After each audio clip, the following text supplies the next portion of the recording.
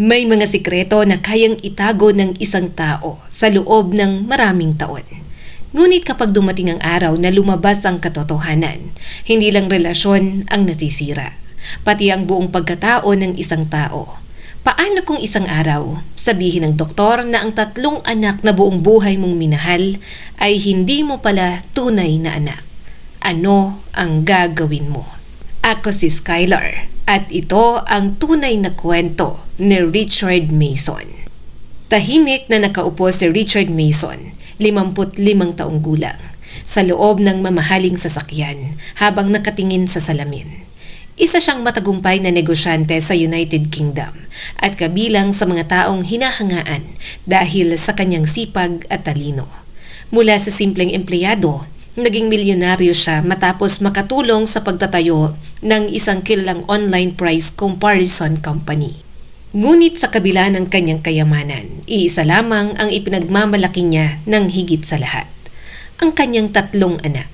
Sa bawat panayam, sa bawat pagtitipon ng pamilya, at sa bawat kaibigan na magtatanong kung ano ang pinakamalaking tagumpay sa buhay niya, palaging iisa ang kanyang sagot: hindi ang negosyo, kundi ang pagiging ama. Hindi niya alam na ang paniniwalang yon ang unti-unting dudurog sa kanyang puso. Maraming taon na ang lumipas bago niya nakilala si Kate. Pareho silang nagtatrabaho noong dekada 80. Masayahin si Kate, palabiro at madaling pakisamahan. Hindi nagtagal, nahulog ang loob ni Richard sa kanya. Kate, gusto kitang makasama habang buhay. Ngumiti ang babae. Ako rin, Richard. Hindi nagtagal ay ikinasal sila. 7 taon silang nagsama bilang mag-asawa bago sila nabiyayaan ng kanilang panganay na anak. Napakasaya ni Richard noon. Hindi niya alintana na matagal bago sila nagkaanak. Para sa kanya, ang mahalaga ay nabuo ang pamilyang matagal na nilang pinapangarap. Pagkaraan ng ilang taon, muli na namang nagkaroon ng magandang balita. Buntis na naman si Kate at sa pagkakataong ito, kambal pa. Nang isilang ang 2 sanggol, halos hindi mapigilan ni Richard ang kanyang mga luha, habang isa-isang kinakarga ang mga ito. Salamat, Lord! Mahigpit niyang niyakap ang asawa. Kumpleto na tayo! Ngunit sa mga sandaling yon, may isang lihim na si Kate lamang ang nakakaalam. Lumipas ang maraming taon, lumaki ang 3 lalaki bilang mabubuting anak. Si Will ang panganay, masipag at seryoso sa pag-aaral. Samantalang ang kambal na sina Ed at Joel ay palaging magkasama saan man magpunta. Ginawa ni Richard ang lahat para sa kanila. Pinag-aral sa mamahaling paaralan, isinama sa bakasyon, tinuruan sa negosyo at higit sa lahat, minahal na parang sila ang pinakamahalagang regalo ng Diyos sa kanyang buhay. Madalas pa nga siyang mapuyat sa trabaho, hindi dahil gusto niyang yumaman pa, kundi dahil gusto niyang matiyak na hindi magkukulang ang kanyang mga anak. Balang araw, kayo ang magmamana ng lahat ng pinaghirapan ko. Ngingiti lamang ang 3. Salamat, Dad. Hindi alam ng mga batang yon na may isang sikreto ring hindi nila alam tungkol sa kanilang pagkatao. Habang tumatagal, nagsimulang lumamig ang relasyon ni Richard at Kate. Palagi silang nagtatalo. Nawala ng sigla ang kanilang pagsasama. Hanggang sa dumating ang taon na hindi na nila kayang iligtas ang kanilang kasal. Isang gabi, tahimik silang nakaupo sa sala. Si Kate ang unang nagsalita. Richard, hindi na tayo masaya. Napayuko ang lalaki. Alam ko, mas mabuti sigurong tapusin na natin to. Matagal na katahimikan ang namayani. Pagkatapos ng halos 20 taon na pagsasama, nagdesisyon silang maghiwalay. Hindi naging madali ang divorce. Bilang bahagi ng kasunduan, tumanggap si Kate ng napakalaking halaga ng pera. Nagpatuloy rin si Richard sa pagbabayad ng matrikula ng 3 anak hanggang sa makatapos ang mga ito. Hindi siya nagreklamo. Sa isip niya, anuman ang mangyari sa relasyon nilang mag-asawa, hindi dapat madamay ang mga bata. Anak ko pa rin sila. Yun ang paulit-ulit niyang sinasabi sa sarili. Halos 10 taon ang lumipas matapos ang kanilang paghihiwalay. Unti-unti nang nakabangon si Richard. Nakatuon na lamang siya sa negosyo at sa kalusugan. Ngunit nitong mga nakaraang buwan, napapansin niyang madali na siyang hingalin. Paulit-ulit nang inuubo, Mabilis nang mapagod kahit simpleng pag-akyat lamang ng hagdan. Sa unay inisip niyang normal lamang yon dahil sa kanyang edad. Ngunit nang hindi na mawala ang kanyang mga nararamdaman, nagpasya siyang magpatingin sa espesyalista. "Routine check-up lang ito," sabi niya sa sarili habang nagmamaneho papunta sa ospital. Wala sigurong seryoso. Hindi niya alam na paglabas niya sa silid ng doktor sa araw na yon, hindi na magiging pareho ang buhay na nakasanayan niya. Tahimik ang loob ng opisina ng doktor. Naririnig lamang ang mahinang ugong ng air conditioner. Nakaupo si Richard habang hinihintay ang resulta ng kanyang mga pagsusuri. Magkalipas ang ilang minuto, pumasok ang doktor hawak ang makapal na folder. Hindi ito agad nagsalita.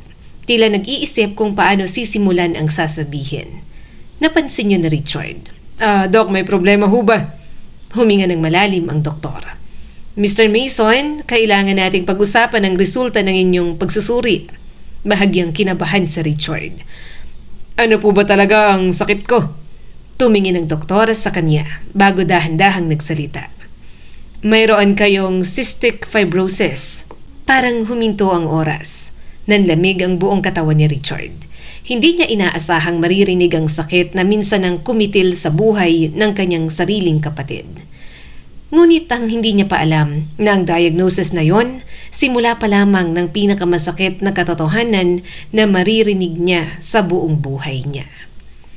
Tahimik ang buong silid, parang nawala ng hangin ang paligid matapos marinig ni Richard ang salitang matagal na niyang kinatatakutan. "Cystic fibrosis?"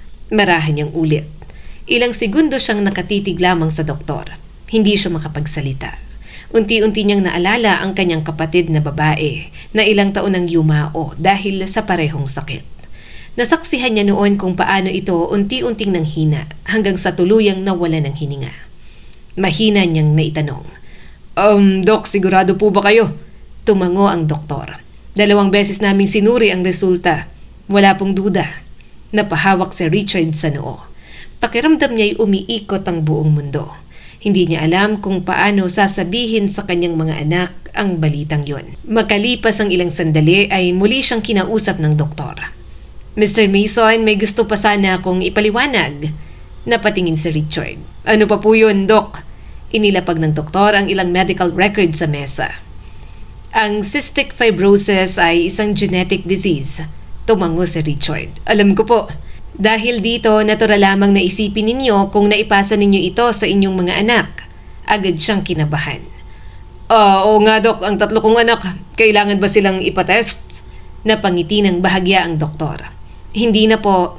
Napakunot ang noon ni Richard. "At bakit po, Dok?" Huminga ng malalim ang doktor bago nagsalita. "Base sa aming karanasan at sa kondisyon ninyo, halos imposibleng maipasa ninyo ang sakit na ito sa inyong mga anak." Biglang gumaan ang pakiramdam ni Richard. "Ay, salamat naman."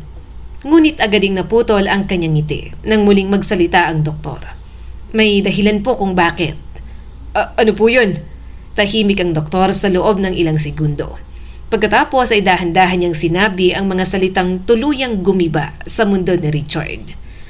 "Ang karamihan sa mga lalaking ipinanganak na may cystic fibrosis ay baog o infertile." Nanlaki ang mga mata ni Richard. "Ano pong ibig niyong sabihin?" "Halos 78% ng mga lalaking may ganitong kondisyon ay hindi kayang magkaroon ng biological na anak." Hindi agad pumasok sa isip ni Richard ang kahulugan ng sinabi ng doktor. Paulit-ulit itong umaalingaw-ngaw sa kanyang isipan.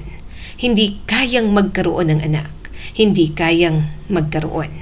Bigla siyang napailing. Hindi, imposible." Tumayo siya mula sa kanyang upuan. "Doc, baka po may mali sa diagnosis." Nagkatinginan ang doktor pati na rin ang nurse. "May 3 akong anak." Halos may pagmamalaki pa niyang sinabi yon. 3 lalaki." Umasa siyang ngingiti ang doktor at sasabihing may pagkakamali nga sa laboratorio. Ngunit sa halip, dahan-dahang umiling ang doktor. "Mr. Mason," mahina ang kanyang tinig.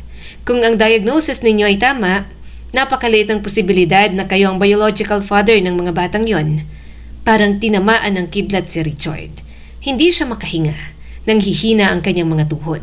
Napaupo siyang muli. Hindi siya umiiyak. Hindi rin siya nagsasalita. Nakatingin lang siya sa isang bahagi ng sahig. Parang gusto niyang magising mula sa isang napakasamang panaginip. Dok, basag ang kanyang boses. May himala naman po, hindi ba? Tahimik ang doktor. Minsan may mga pambihirang kaso. Agad na kumapit si Richard sa pag-asang yun. Posible pa rin naman pala.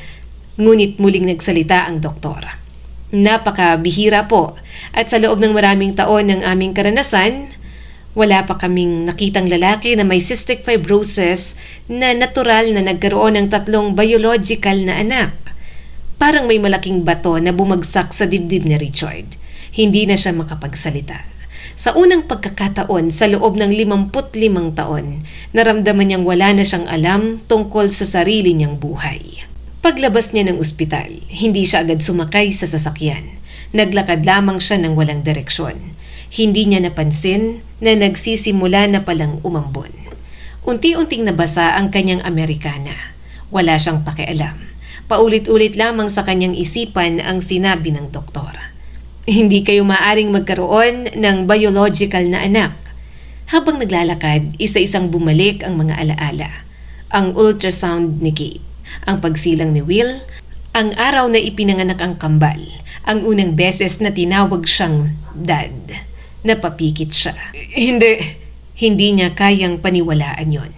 Ngunit habang lumilipas ang mga oras, may mga alaalang dati wala lamang kahulugan ang unti-unting bumabalik. Naalala niyang 7 taon silang mag-asawa bago nagkaanak. Noon ay hindi niya yun pinansin. Inisip niyang normal lamang na matagalan bago mabuntis ang kanyang asawa. Ngunit ngayon, parang may ibang ibig sabihin yun. Naalala rin niyang madalas bumiyahe si Kate noon dahil sa trabaho. Minsan ay tumatawag ito mula sa isang hotel sa London. Richard, delayed ang flight ko. Okay lang ba kung bukas na ako makauwi? Hindi siya kailanman nagduda. Sige, mag-iingat ka. Ganito siya magtiwala sa kanyang asawa. Hindi niya ito kinuwestiyon kahit minsan. Habang nakaupo sa loob ng sasakyan, may isa pang alaala ang biglang sumagi sa isip niya. Nang ipinanganak ang kambal, maraming kaibigan ang bumisita sa ospital. Isa-isa nilang kinakarga ang mga sanggol. May ilang nagsabi, "Ay nako Richard, kamukhang-kamukha mo talaga." Ngumingiti lang siya noon, ngunit ngayong binabalikan niyang eksenang yon, may isang bagay na napansin niya. Hindi pala niya kailanman nakita ang sarili niyang mukha sa mga bata. Hindi niya lamang yun binigyan ng pansin dahil mahal niya ang mga ito. Sa halip, mas pinili niyang pinaniwalaan ang sinasabi ng ibang tao.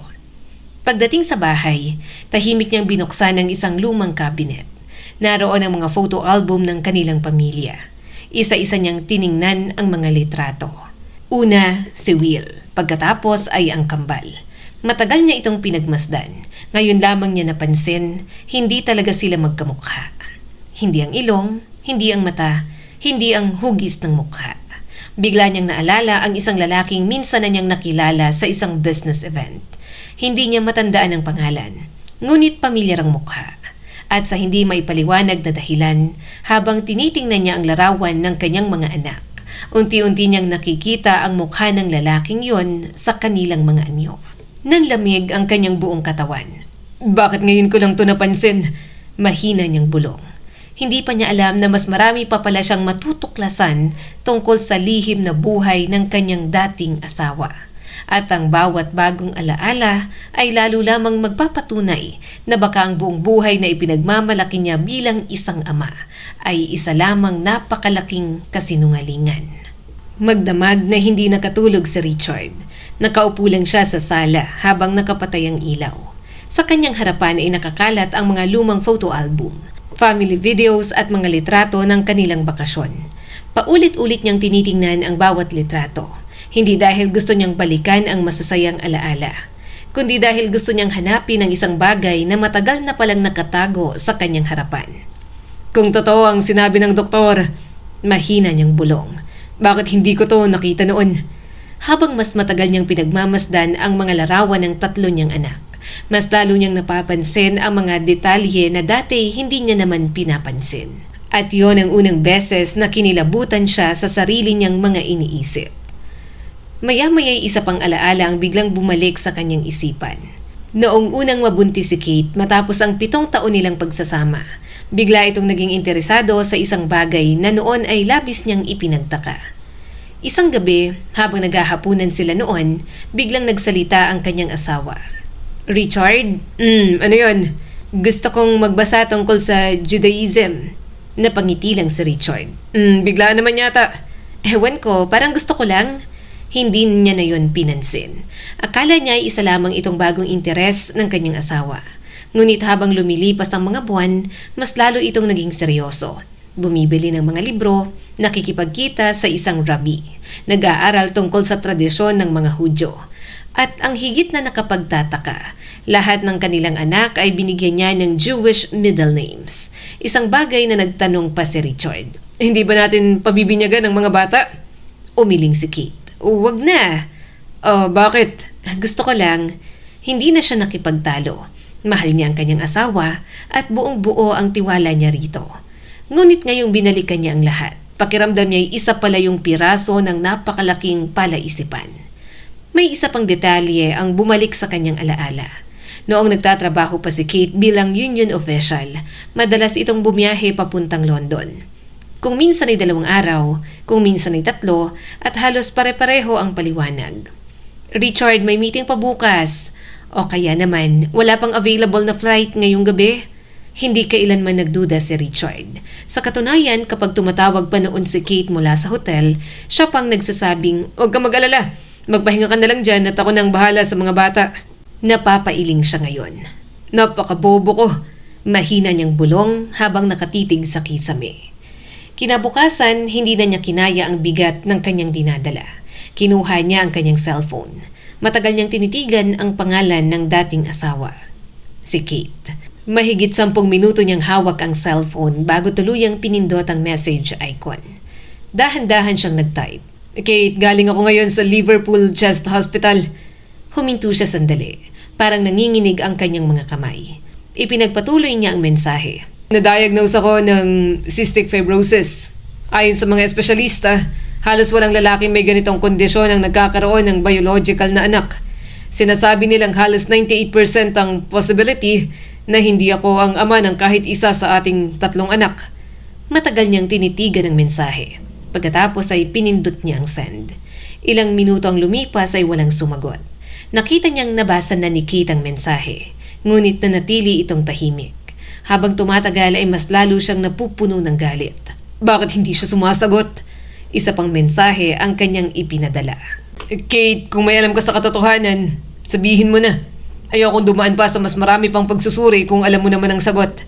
Tulungan mo akong sabihin to sa mga bata. Pero sin lang yon. Walang reply. Lalong uminit ang ulo ni Richard.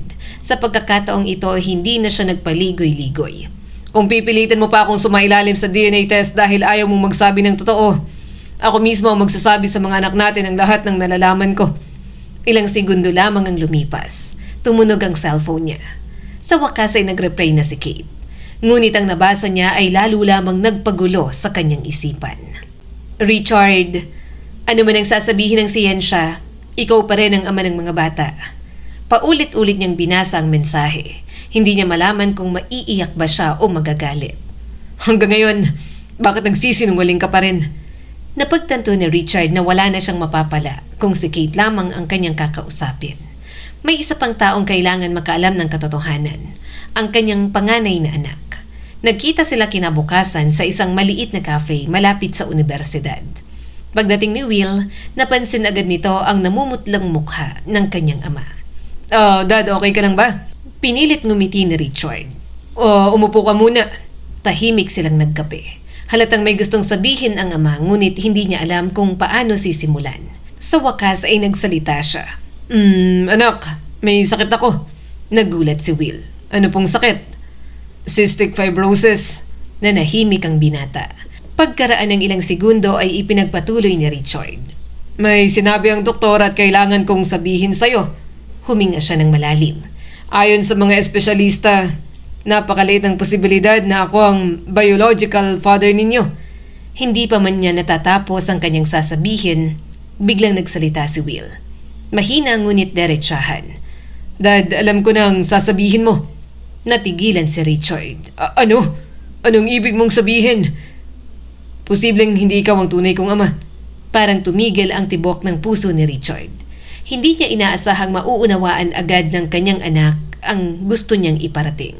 Napayuko siya. Dad, Mahina ring sabi ni Will. kahit ano pang lumabas na katotohanan, ikaw pa rin ang tatay na nagpalaki sa amin. Hindi na napigilan ni Richard ang kanyang mga luha. Sa unang pagkakataon mula nang marinig niya ang diagnosis, may isang bagay pa ring hindi nagbago. Hindi man siya sigurado kung siya ang biological father, ngunit sa puso ng kanyang anak, siya pa rin ang tinatawag na dad.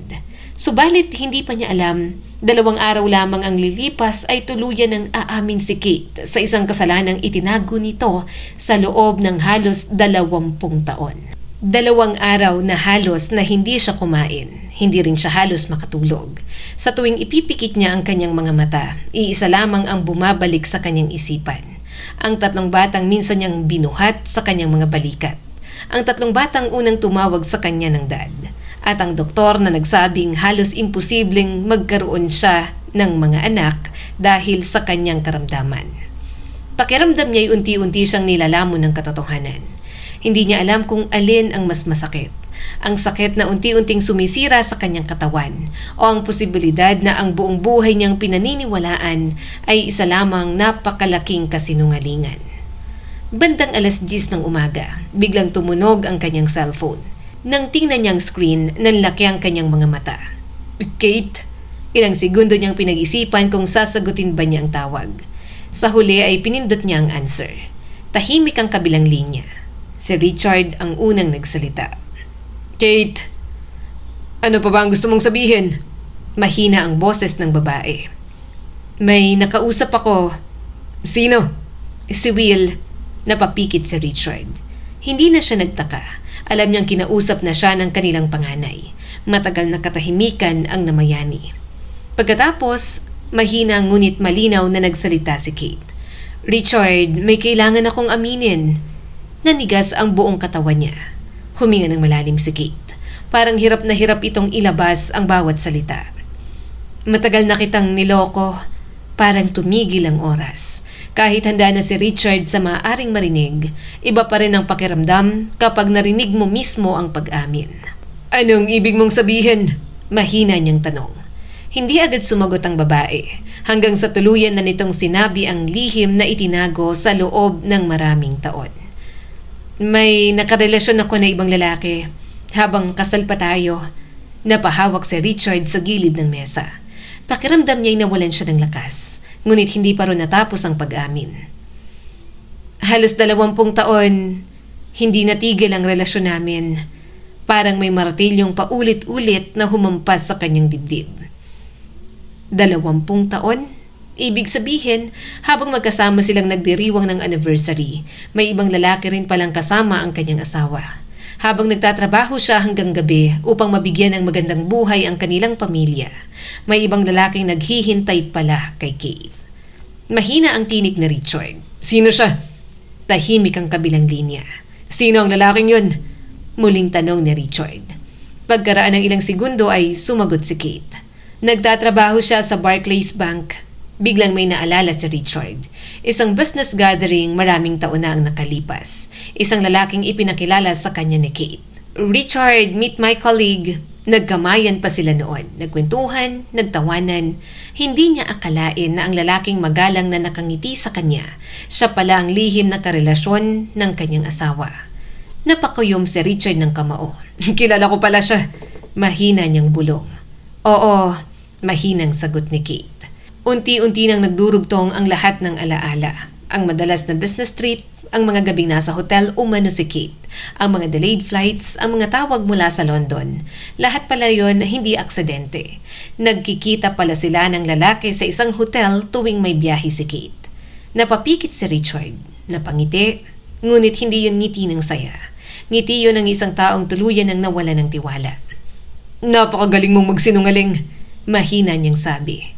Wala akong napansin, wala akong pinaghinalaan. Dahil buong puso kitang pinagkatiwalaan. Tahimik lang si Kate, hindi na ito nakasagot. Ngunit may isang bagay na hindi pa rin matanggap ng babae. Richard, kahit ano pang mangyari, Naniniwala pa rin akong ikaw ang ama ng mga bata. Napailing ang lalaki. Paano mo pa nasasabi yan? Tingnan mo ang ebidensya. Ang mga sinabi ng doktor. Tingnan mo ang sakit ko. Hindi sumagot si Kate. Para bang kumakapit pa rin ito sa pag-asang hindi na maibabalik.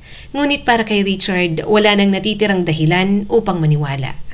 Hindi na siya nag-aksaya ng panahon. Nagpasuri siya sa mga espesyalista. Paulit-ulit siyang sumailalim sa iba't ibang medical examination. Bawat resulta, pare-pareho ang sinasabi. Bilang lalaking may cystic fibrosis, hindi siya kayang magkaroon ng biological na anak sa natural na paraan. Ngunit alam niyang hindi sapat ang medical diagnosis. Kailangan pa rin ng DNA tests. Isa-isa niyang kinausap ang kanyang mga anak. Ang kambal ay pumayag agad. Dad, kung ito ang makakapagbigay sa'yo ng kasagutan, gagawin namin. Ngunit iba ang naging desisyon ni Will. Dad, Mahina nitong sabi. hindi ko kailangan ng DNA. Nagulat si Richard. At bakit naman anak? Dumiretso ang tingin ng binata sa kanyang ama. Dahil para sa akin, ikaw ang tatay ko. Wala nang test ang makakapagpalit noon. Napaluha si Richard. Hindi niya pinilit ang kanyang anak. Nire-respeto niya ang naging pasya nito. Lumipas ang ilang linggo, dumating na ang resulta ng DNA test ng kambal. Tahimik ang laboratory. Habang unti-unting binubuksan ni Richard ang sobre, parang nanginginig ang kanyang mga kamay. Huminga siya ng malalim. Pagkatapos ay binasa niya ang nakasulat. Negative. Hindi siyang biological father ng kambal. Tuluyan ang gumuho ang natitira niyang pag-asa. Hindi na niya napigilan ang kanyang pagluha. Tahimik lamang siyang nakaupo habang hawak ang papel. 20 taon. 20 taon akong nabuhay sa isang kasinungalingan. Ngunit sa gitna ng kanyang pagdadalamhati, may isang bagay na unti-unting napalitan ng matinding determinasyon. Pinunasan niya ang kanyang mga luha. Mahigpit niyang isinara ang sobre. Tumayo siya mula sa kanyang upuan. Hindi ito matatapos ng ganito. Mahina ngunit matatag niyang sabi. Kailangan niyang panagutan ang ginawa niya. Kumonsulta siya sa isang eksperto sa paternity fraud. Ipinakita niya ang lahat ng medical records, ang DNA results, mga dokumento, lahat ng ebidensyang magpapatunay sa panlilinlang na ginawa sa kanya. At doon niya ginawa ang pinakamahirap na desisyon sa kanyang buhay. Isasampa niya ang kaso laban sa dating asawa. Hindi lamang para sa perang nawala, kundi para sa 2 dekadang katotohanang ipinagkait sa kanya. Ngunit ang hindi niya inaasahan, sa gitna ng nalalapit na laban sa korte, may matatanggap siyang mensahe mula sa isa sa kambal. Isang mensaheng magpapatunay na kahit hindi sila magkadugo, may isang ugnayang hindi kayang putulin ng kahit anong DNA tests. Tahimik na nakaupo si Richard sa loob ng opisina ng kanyang abogado. Sa kanyang harapan ay nakalatag ang mga medical records, laboratory results at DNA test ng kambal. Isa-isang binasa ng abogado ang bawat dokumento. Pagkatapos ng ilang minutong katahimikan ay ibinaba nito ang folder.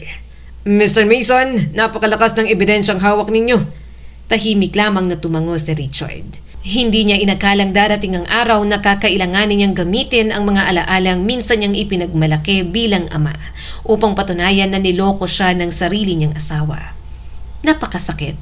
Kung maibabalik lamang ang panahon, mas gugustuhin pa niyang hindi malaman ang katotohanan.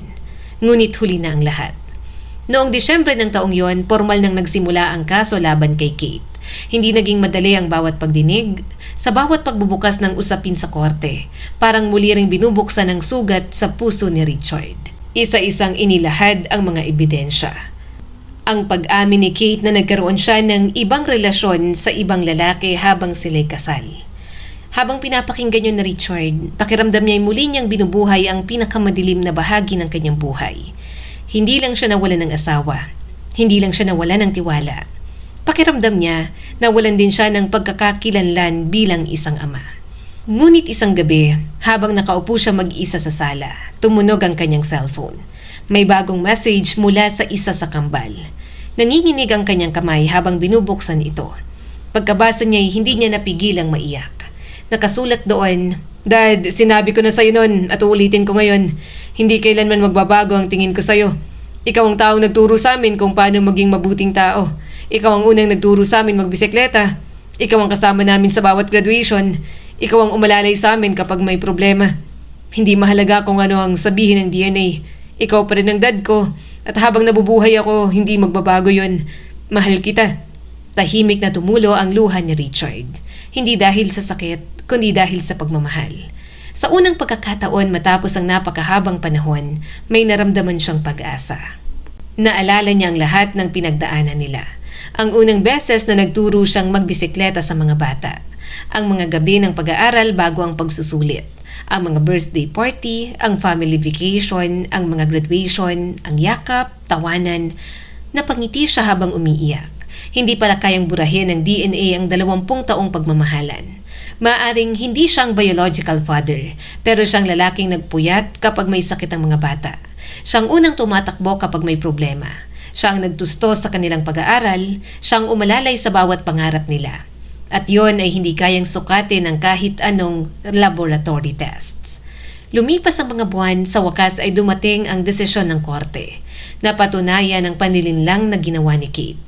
Inutusan siyang magbayad kay Richard ng mahigit 300,000 dolyar bilang kabayaran sa naging pinsala. Ngunit may isang desisyon si Kate. Hindi kailanman ilalantad ang pagkakakilanlan ng tunay na biological father ng mga anak. Tinanggap ni Richard ang kasunduan. Hindi dahil napatawad na niya ang dating asawa, kundi dahil ayaw na niyang pahabain pa ang sakit na dinaranas ng kanilang mga anak. Para sa kanya, sila ang tunay na biktima. Wala silang kasalanan sa mga desisyon na ginawa ng matatanda. Gayunpaman, may isang kahilingan pa rin si Richard. Sa isang panayam matapos ang kaso, tahimik niyang sinabi, Kung mababasa man ito ng tunay na ama ng mga bata, sana'y magkaroon ka ng lakas na loob na magpakilala. Hindi para sa akin kundi para sa kanila. May karapatan silang malaman kung sino talaga ang kanilang biological father. Huminto siya sandali. Pagkatapos ay ngumiti ng mapait. Pero umaasa akong kahit malaman nila ang buong katotohanan, patuloy pa rin nila akong tatawaging dad. Hindi na kailanman na ibalik ang 20 taong nawala kay Richard. Hindi na rin nawala ang sakit ng pagtataksil. Ngunit unti-unti niyang tinanggap ang isang bagay na matagal niyang inilaban. Hindi dugo ang tunay na sukatan ng pagiging magulang, kundi ang pagmamahal, oras, sakripisyo, at ang pananatili sa tabi ng isang bata sa bawat yugto ng kanyang buhay. Dahil ang isang ama ay hindi lamang ang lalaking nagbigay ng buhay, kundi ang taong piniling manatili kahit hindi madali. At yun ang dahilan kung bakit sa puso ng kanyang mga anak, hindi kailanman nawala ang kanyang pinakamahalagang titulo. At yun ay ang pagiging isang ama. May mga kasinungalingang kayang mabuhay ng maraming taon, ngunit darating ang araw na lalabas ang katotohanan. Kapag nangyari yon, hindi lamang ang nagsisinungaling ang nasasaktan, pati ang mga inosenteng taong nagtiwala ng buong puso. Ipinapaalala rin ang kwentong ito na ang pagiging magulang ay hindi lamang nasusukat sa dugo o DNA. Ang tunay na ama o ina ay ang taong nagmamahal, nagsasakripisyo, gumagabay, at nananatili sa tabi ng anak sa hirap at ginhawa. Maaaring sabihin ng siyensya kung sino ang biological na magulang. Ngunit ang puso ng isang anak ang magpapasya kung sino ang tunay niyang nanay o tatay. Maraming tao ang maaring magbigay ng buhay, ngunit iilan lamang ang handang ibigay ang buong buhay nila para sa kanilang mga anak. At yun ang uri ng pagmamahal na walang kasinungalingan, walang pagtataksil at walang kahit anong pagsubok ang kayang burahin. Muli, ako si Skylar at sana ay may bago na naman kayong natutunan sa kwento natin ngayon.